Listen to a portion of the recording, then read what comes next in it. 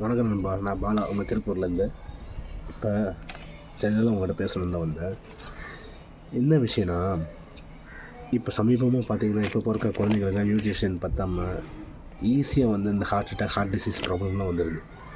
அதுவும் முக்கியமான விஷயம் என்னென்னா, இந்த ஹார்ட் ஆப்ரேஷன் பண்ணுறதுக்காக எல்லா பேரண்ட்ஸும் பார்த்தீங்கன்னா, நகையை அடைய வைக்கணும், ப்ராப்பர்ட்டிஸ் வைக்கணும், 10 லட்சம் 20 லட்சம் கடன் வாங்கணும். சும்மாலாம் கிடையாது. இது ஒன்றும் லேசப்பட்ட விஷயம் இல்லை.